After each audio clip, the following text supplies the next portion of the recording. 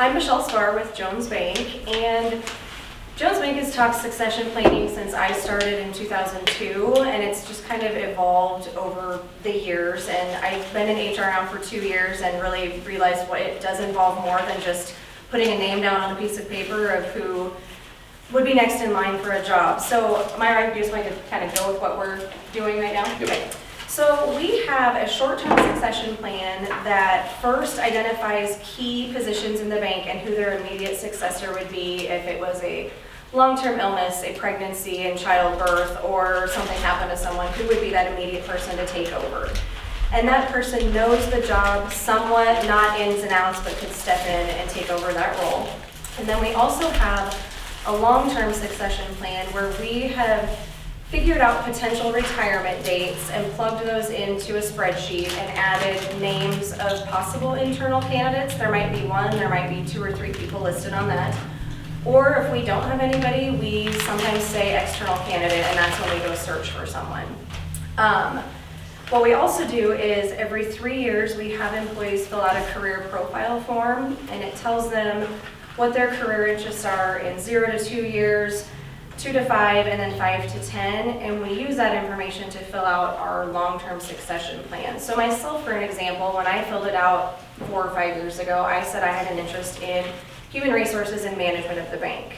So when my successor, Renee Sofel, announced her retirement and we started to look for internal candidates, my name was on a list of people interested.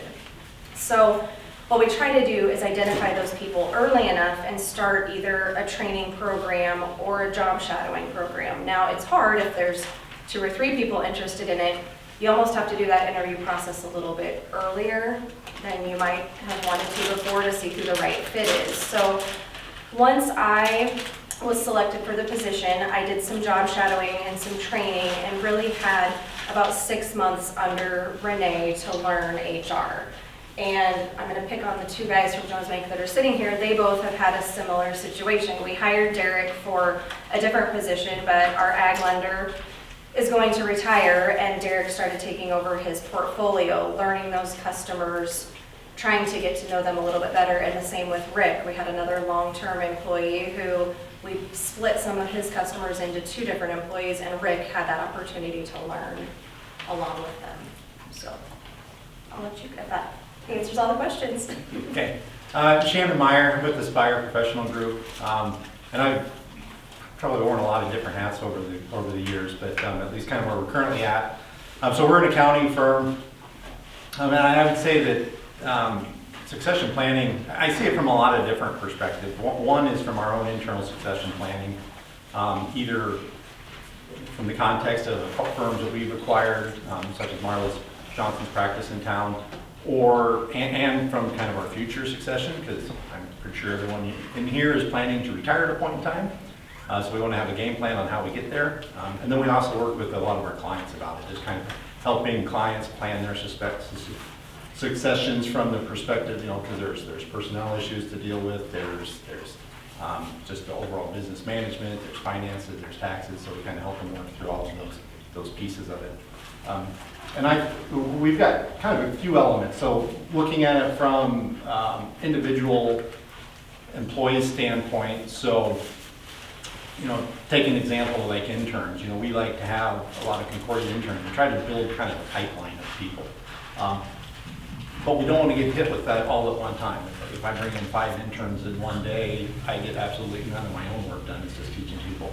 So we're really trying to kind of set up a system where we've got 1 or 2 new people kind of starting on an annual basis, and then we're building a pipeline so that 2 years from now they're experienced and they're able to train the new interns that are coming in, and then we get kind of a progression of people, which is really the future lifeblood of our business. Is who we can train today is going to be taking over 10 years from now. And then we also look at it from a holistic standpoint of, again, at a point in time I want to retire. Who's going to be taking over the business? How are we going to transition that? How are we going to be able to buy in? So it's kind of really planning through all of that really from day one that we started. So kind of with COVID and kind of it accelerating a lot of things like retirements and maybe business owners not wanting to continue their businesses. How has that affected succession planning from your viewpoints in kind of two areas that you have? Well, it made me speed up the process, that's for sure. I did have a couple people who I thought would maybe retire in 23 or 22, pushed it up to 2020, 2021. So it definitely made me think a little bit more, and that's why we had this great plan. We're gonna hire somebody, they're gonna be in the bank for 6 to 12 months with the current person, and that one will retire. It sped it up, and some of them only had 1 or 2 months with the current employee. So sped it up, but it did work out for us. I think we had good people to take over those roles, but definitely had more people say, I'm gonna be done earlier. I think it teaches you flexibility. Yes.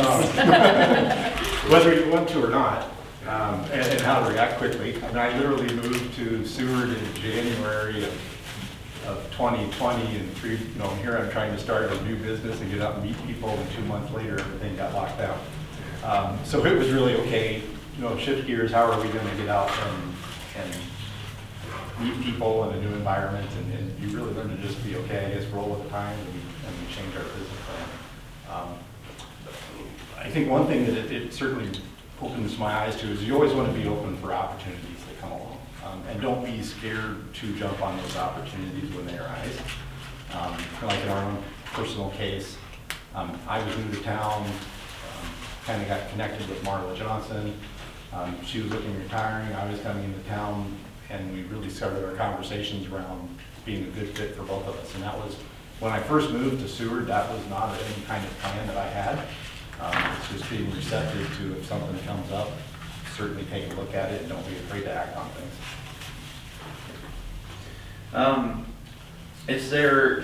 So Michelle, you kind of described the internal process that Jones uses for succession planning, but are there any other tools that either of you utilize to make transitions or succession planning easier for businesses or folks?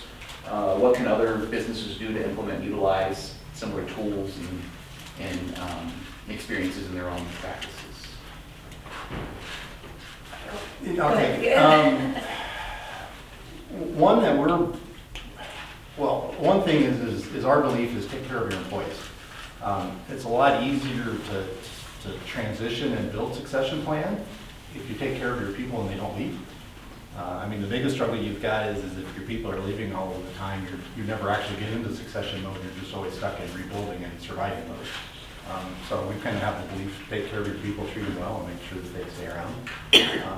And then one of the other, I would say, tools that we use is allowing people into some equity ownership. And I know that this is going to vary from business to business, but I have 2 other partners that are out in North Platte. We basically all landed in our own firm because of our previous jobs, and everybody's got a little bit different backgrounds and situations. But I would say a key component was always, we didn't really get control in our leadership, we didn't get equity, and we were making somebody else a lot of money. So we kind of all said, why are we busting our tails and making money for somebody else, and then we can't be allowed to share in a piece of the pie. So really from day one in our model, we wanted to enable people to buy in with equity, not necessarily like as of day 2 give somebody control and full ownership, but at least allow people to start buying in so that they're invested, and it has multiple effects. One is it could keep them around longer, but then it also motivates them because they're directly receiving some of the benefits of what they're working for. We utilize a job shadow program, and I touched on it a little bit, but we have a short-term job shadow program where if I just want to learn more about a certain department, I might spend a couple of days down there just learning about the products and services. Then we also have a long-term job shadow program where if I am really interested in a certain position that I know somebody is going to retire in the next few years, then I can shadow with them, and sometimes it's once a week, sometimes it's once a month. It just depends, and really trying to learn that position, not as much what they do every day, not doing it, but just what the job entails. Because if someone gets into it and they hate it, then I know that I need to move on to somebody else. But if they love it, I have my succession plan already started. And also I write down everything. I have a spreadsheet that I'm constantly updating of when someone tells me, hey Michelle, I'm thinking about retiring in July of 2023. I put that on my spreadsheet with their name in order of, and May of next year it's this person, and in July it's the next person, and keeping that up to date with who's going where, because I can't remember it. So I want to touch on something Shannon said about treating employees right, making sure those benefits, if you will, are kind of in line. What in your mind does that look like from a benefits standpoint, and from, what keeps employees employed at your businesses or in your experiences?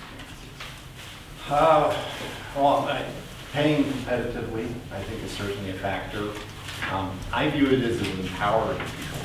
So to kind of let them, we've got smart, intelligent people that know how to do their job, let them do their job. I don't need to micromanage and kind of question or judge everything.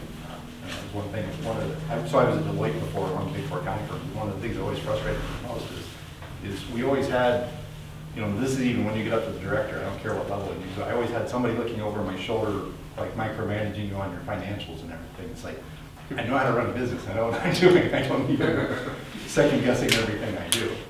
So we kind of apply the theories like, we've got good, intelligent people, let them do their job, be supportive and help them when they need questions and help them grow and learn, but I don't need to micromanage and tell them what to do. I think the flexible is a huge part. People worked from home for 18 months, and we've allowed people to continue to work from home, not every day, all day, but trying to keep what people want. If you would have asked me 20 years ago, what benefits and perks do I want in a job, those have stayed somewhat the same, but they've also adapted over time, especially in the last 2 years. So trying to keep people happy, and it's not the easiest thing to do, and what one person wants out of their employer, the next one is completely different. So I think just trying to be creative and listen to what people are wanting. Add on to that point, I think technology has allowed us to do so much. So we function on a remote server, so we basically have 0 files or anything in my office. So I can function exactly the same whether I'm sitting in my office, sitting at my house, or literally sitting on a beach. If I've got my laptop and Wi-Fi access, I can do my job from wherever I want. Gives you a lot of flexibility, because then if I want to be able to travel or do something with my family, but yet there's still some meetings or something I have to deal with, I can do that. It also lets us, in our North Platte office, we've got one of our employees, she's going to be moving. Great employee, but life happens, and she's going to be moving. Well, our plan is, we've kind of already told her, like, you're not allowed to quit. So she's going to move out to Montana, but we've got it all set up that she can work from home, she can work remotely, get access to everything, and life will function pretty much exactly the way it is now. But people decide, and they can, it gives a better mix of, I can have the life that I want, but at the same time still fulfill the job and career that I want.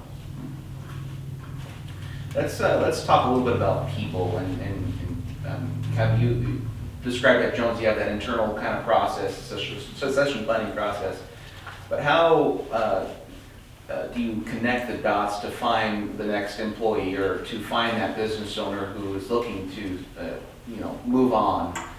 You talked a little about Derek, and he's a catch for all safety purposes. So You know that?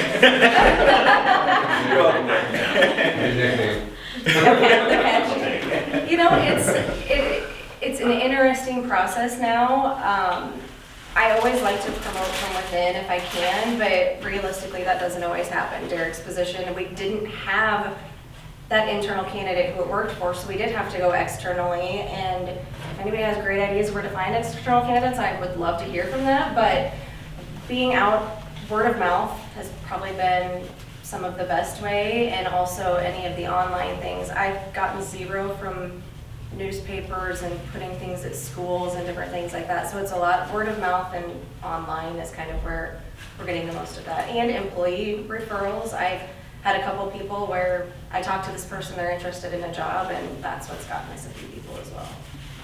I would agree with all of those. Yeah. I think it's to me, networking is huge, where you can build relationships. And again, this kind of goes to the technology. We are not necessarily looking local. Our viewpoint is if I can find the right candidate, and wherever they may be, I'm totally open to that. And they don't necessarily have to sit here, they can work remotely.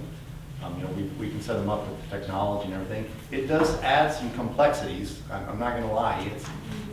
The learning curve is not as fast in a remote environment as if somebody's sitting next to you. So it's not without its challenges. But I think we've got to accept the fact in this day and age there's so many more job opportunities within the Seward market compared to the people available that we're going to have to look elsewhere. And can I just say one more thing? I've been surprised. I've posted jobs on Indeed and had people apply, and their question is this a remote job? And when I say no, but maybe 1 or 2 days a week, they're like, no, I want strictly remote. Well, you can't. You're supervising people. That doesn't always work. So it's been interesting the questions that get asked with that as well.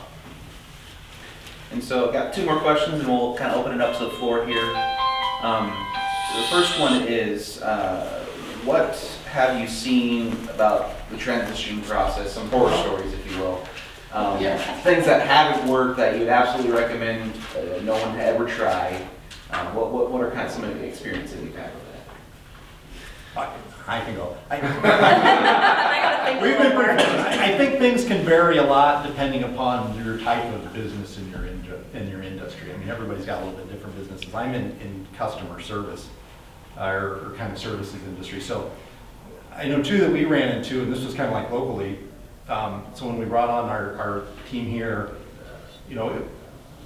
so we added about 5 or 6 people here. We had our group in North Platte. It was enough that it overloaded our server systems. So, and we did it, of course, going right into tax season this past year. So one of the unexpected challenges, and I don't know how that we would have necessarily planned for it, this is kind of being flexible and learning. But we were having problems with our remote server crashing just because we basically had too many people. We had more people accessing it than it was really originally designed for. So it's working now, and we had to make some adjustments, but that was kind of an unexpected consequence. One of the others that we ran into, and again, some of this is you do as much as you can, but things just come up unexpectedly. But my other 2 partners that are in North Platte, they kind of started, they were both working. One was a CFO at a company. Again, he left that company because it's privately owned and he was never going to get ownership. Took him, after 14 years, he decided, yeah, they're never going to let me in. So he left that, and my other business partner came from another firm. So they took over a practice in North Platte of retiring partners.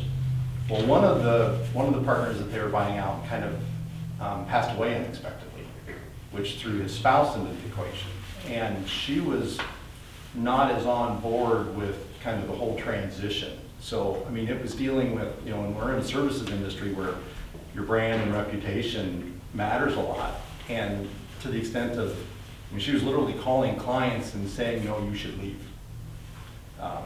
So a learning step that we took away from that is kind of when we're looking at coming in here is that you can deal with some of that, but you can deal with it a couple ways. One is at least upfront, being very open discussions about those type of things. It's like, look, here's how this is going to work.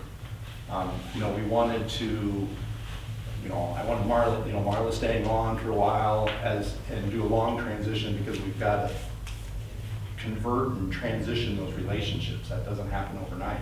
So we really wanted a longer time frame to allow that to happen. And then you can also do it in contracting. We basically put in a contract that says, look, what we're paying for the business is contingent upon our retention rates of clients.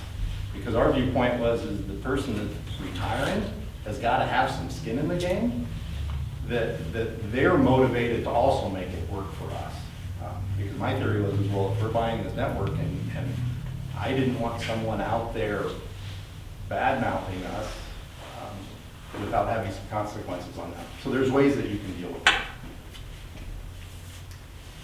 I don't know if it's a horror story, but I'm coming up against people work at Jones Bank for a long time, 30, 40 years.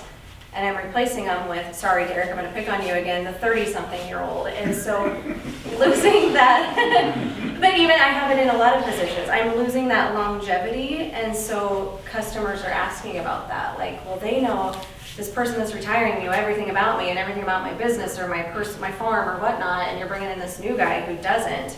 well, in building that trust. So I think that's been something that has been hard, but also having that transition with Gary, who Derek's taking his place, is able to be with them and reassure the customer that, yeah, Derek does know what he's talking about. He's been in banking, he is smart. So I think that's been good and bad. And then on the other side, we had another long-term employee. We replaced them with someone and it didn't work out. That employee, the job wasn't for them. So the employee that was with us had already retired, so we lost their expertise of the person they trained. Now the person they trained is gone, and now I have to bring in somebody brand new and don't have that expertise anymore to train them. So while I can't control what, if a job isn't for somebody or they quit, it makes it harder on you to then refill that position again within a year. But it's working. I found somebody with experience, so that's good, but still that knowledge of 40 plus years is now gone. And then before we open up to questions from the audience, is there anything I didn't ask that you kind of wanted to address, kind of about the topic at hand? One I would throw out there is, and this is kind of, let's say if you're on the retiring side of it, be prepared for change, and you have to accept change. If somebody's new coming into a role, they're not necessarily going to want to do it the way you did it. And you have to accept that. And you know, there's middle grounds. You know, the person that's retiring probably has a lot of experience, and you know, the new person can learn from that, because there's truth in the adage, I've tried things before and we know why they don't work. But at the same time, somebody new that's coming in, they've got their own ideas, they want to try things, and if you're giving up controls and you're stepping out, you've got to accept the fact that somebody else is going to want to do things that they want to do it, and you got to let that happen. And on the flip side of that, the person coming in with the new ideas, I've told them just have patience. Do it how they've done it, and once they leave, we can talk about it and maybe streamline things or do it a little differently. Yeah, or at least have some discussions, because Yeah. it's a blend of, Right. I mean, you do have to get into a blend of the two, because it's like, yeah, we've tried that before, this is why it didn't work. Mm-hmm. You know, and then you do run across those ideas like, hey, that's a really good idea, yes, we should try that. Thank you. So we'll open it up to questions from folks here today. Any questions? Well, I mean, I would just say, with Lincoln so close, I mean, are we really competing against Lincoln, or are we competing just in Seward? I mean, when you look at the, you know, benefit packages you put together, or the income packages, or whatever, salary packages, I should say, are you competing against Lincoln banks, or are you just saying, well, I can compete against the 3 around here, 4 around here? That's what I'm focused on, I guess. I think it's both. People go to Lincoln, we're 20 miles away. It's not hard to hop on 34 as interstate and take a job in Lincoln, but I could try to compare. I'm not going to always be the same as a big company, and also comparing a small locally owned company as compared to bigger places in Lincoln, I think that's sometimes hard too, where they can pay more than we do or can provide more benefits, but I do have to be conscious of it. Do you think you're more conscious of the bail, I guess, the Yeah. bailing, because they can, you know, well, if I'm going to Seward, I might as well just stay in Lincoln if I can find something in Yeah. Lincoln, et cetera. So succession planning around them would probably be a little tougher. Mhm. Or I think it's or- tapping into what's important to people. Yes. Because if you look strictly at salary, yeah, we're not probably going to be able to compete with just Lincoln or Omaha, or even nationally. But there's other benefits that might be more important to people. I mean, in full transparency, I took a pay cut to move to Seward because I've done the traveling for 20 years and living in big cities and doing all that, and I wanted a different style and pace of life. You know, it was, let's get back into a more smaller community with the roots, and so it's kind of a matter of evaluating what is important to people and what do they really care about. Compensation is one of those factors, but generally not the only one. I think within a community like ours, it's really going to be around kind of the opportunities, networks, good schools, you know, much more safe. No, I used to work in downtown Minneapolis right before all of the problems are happening. I'm very happy to be out of there at this moment. So I think we just have to be smart about looking at the different benefits that we can provide that Lincoln can as a trade-off, and communicate how we can leverage that to people. I do think we see, I have never worked in Lincoln, so I don't know this, but we have the flexibility. If a kid's sick, you go run 2 minutes and you're at daycare, or if your kid has a sporting event, we have that flexibility and know that family is important, and that's one thing I pride ourselves on. I don't think any of us have missed a kid's event because we had to be at work for the most part. And we were able to go to those family functions, and so I think that's something that's important to me. Yeah, I've lived in a lot of different cities, and especially when you get to the bigger markets. I mean,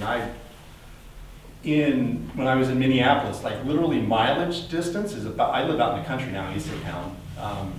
Mileage distance was about the same. It would take me in rush hour typically 45 minutes to get to the office, and that included parking 10 blocks away from my office and having to walk. Because if I wanted to park in my building, it was $300 a month.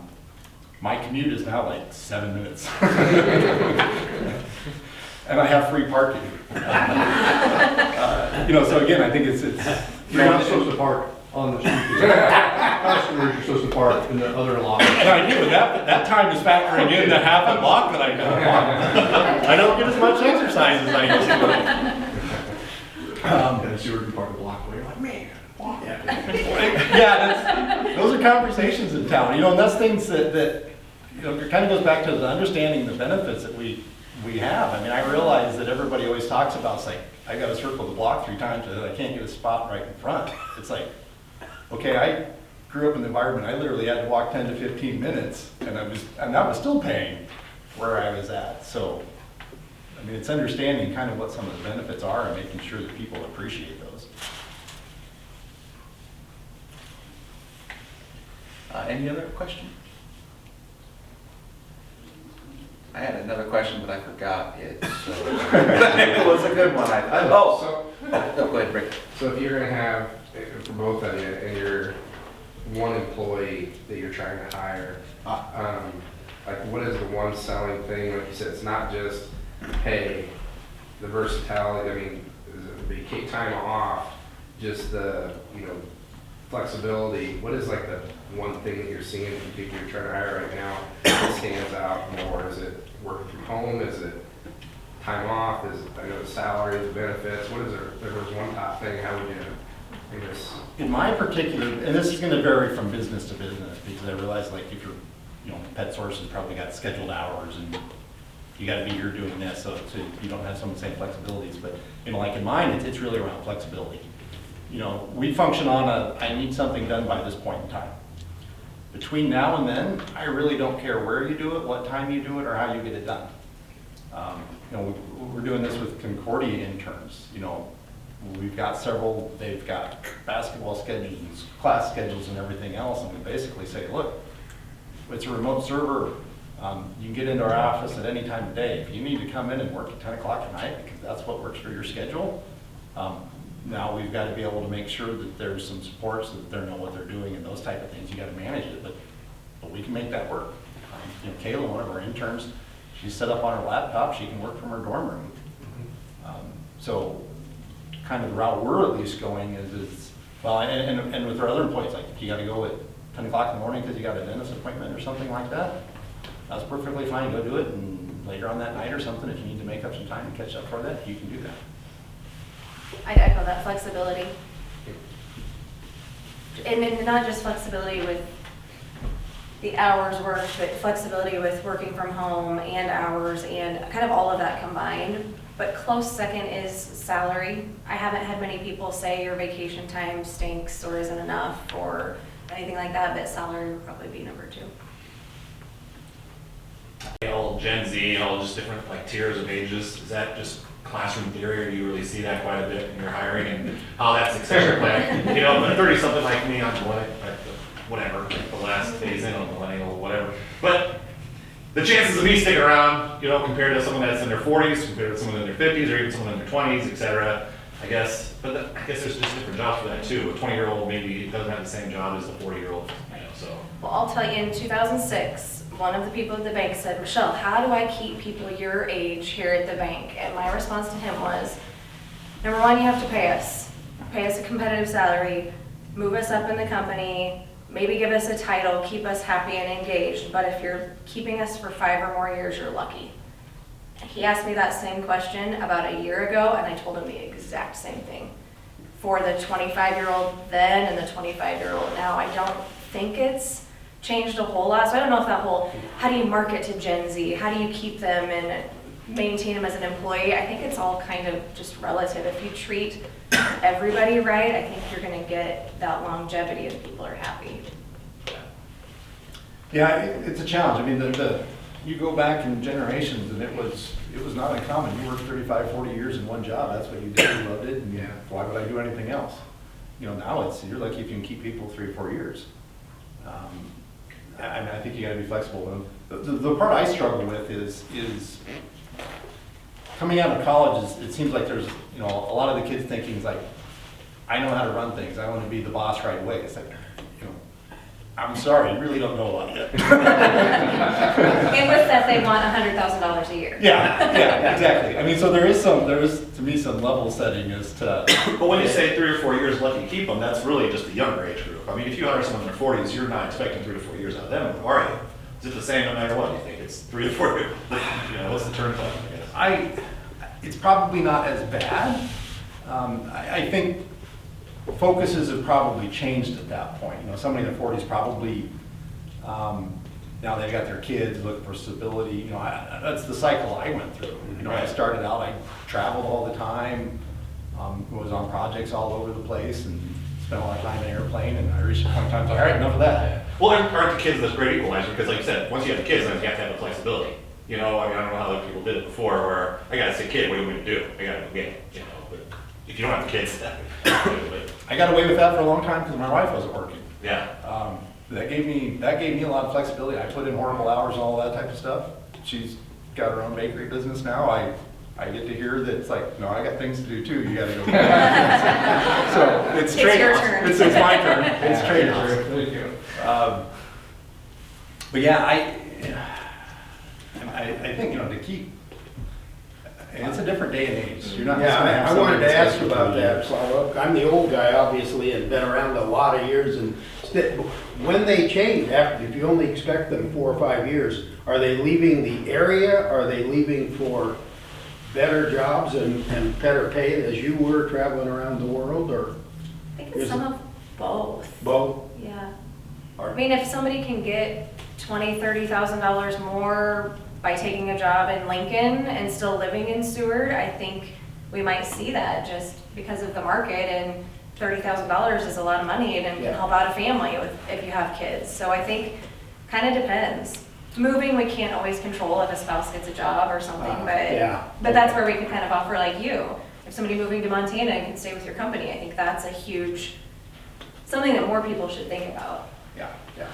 I think perception is a big difference in today's world. So I do a lot with financials, obviously, and so you see people's financial situation, but then yet information with social media is out there. So we have a generation now that sees everybody else's perceived lifestyle and think that they should have that. They work hard. Right. I should have a better job. I should get paid more, when they don't actually really even know what reality is for that other person. They might be drowning in debt, but they have a great house with no furniture in it, right? So I think people are always trying, you know, the phrase, keep up with the Joneses, right?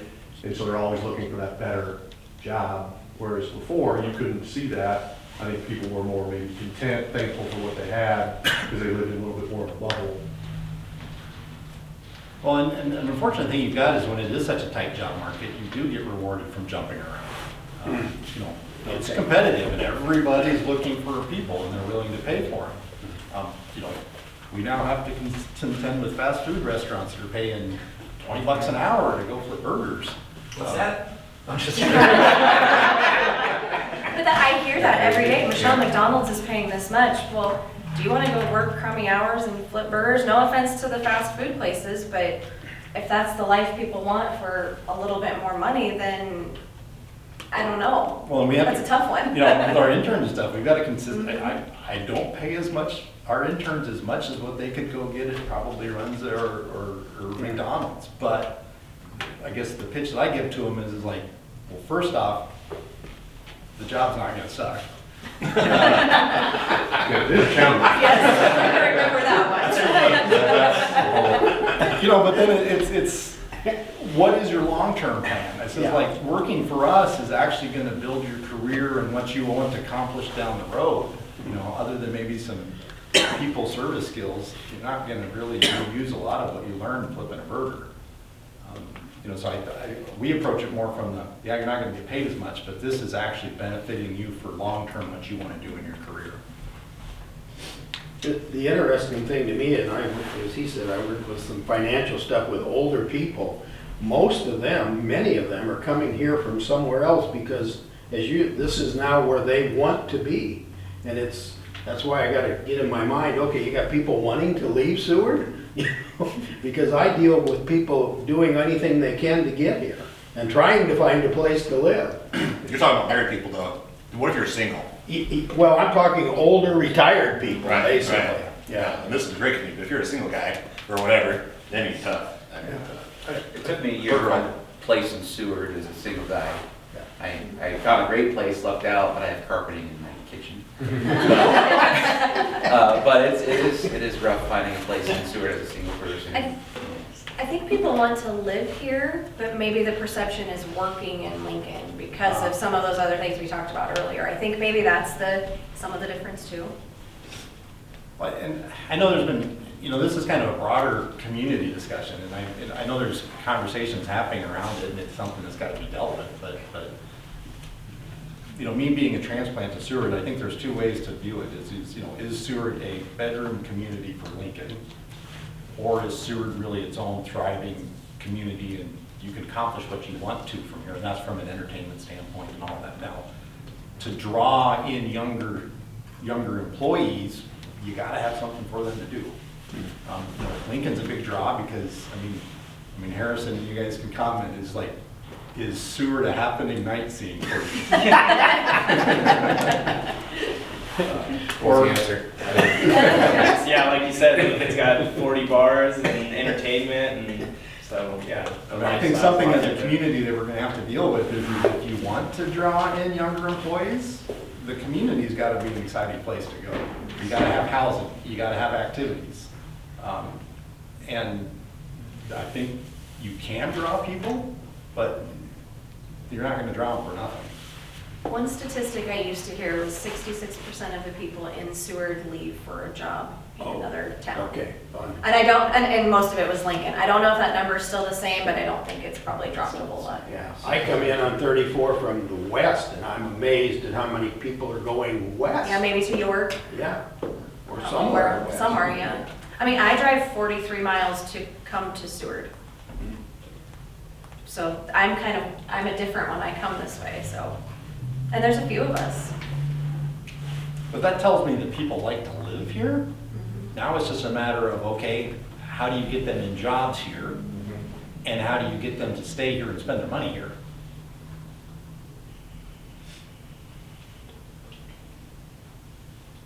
So got one more question, and this is kind of a feel-good question. Why own a business in Seward, or why work in Seward? What is the biggest draw for the community? Like, what do you tell employees about Seward when they ask about it? I'll take it. Okay, go for it. It's home. I mean, I grew up in Milford. My husband's from outside of Seward, but it's always just been what I know. And it's safe. And what the bank-wise, kind of that perspective is, every single decision is literally made in the walls of that building. I don't have somebody in Omaha or California or anywhere else telling us what to do, other than our regulators, but that's a little different. But nobody else is telling that customer, no, I can't give you the loan, or yes, I can give you the loan. It's all us, and that's what I like. I think it's that community. I can walk in the bank and know somebody by name. I can walk into the coffee shop and see the same person. I can see those businesses succeed, and because I'm helping them out. If I go get a cup of coffee at JD's, I'm helping her business out, and I think that come full circle of helping people is why. Yeah, for me, it's, you know, and again, I'm not native to Seward. I grew up in south central Nebraska, but I've done all the big cities. I lived and worked in Lincoln for 10 years. You know, and this kind of goes back to what technology enables us to do now, you know, and specific to my business, but I can pretty much do, you know, I can do my business from my computer. So when we were looking at moving back to Nebraska, we actually dealt with like 3 different realtors because we had about a 3-hour search zone area. I mean, we were looking from Kearney area to Hastings here. Now, my wife got more and more excited about moving back the closer we got to Lincoln. My condition was that, I grew up on a farm, and after living in cities, I wanted to be out on an acreage. But the draw for, so housing is certainly one of it. I mean, to some degree, why we were able to land in Seward is we were able to find a house. Sorry, Derek. It's okay. We still, before you got it. I'm happy with where I'm at, so it's all okay. It's all good. So it was finding a house, but I wanted a community like this. I mean, it's a really cool historic downtown. And I kind of had a vision of living in a downtown area like that.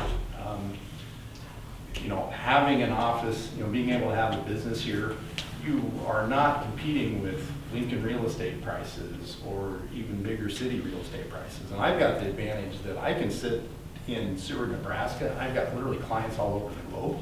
I can compete and charge against New York and international accounting firms, and I've got the overhead of sitting in Seward, Nebraska. So for my particular business, it works very, very well. And it's driven by the lifestyle that we wanted to have.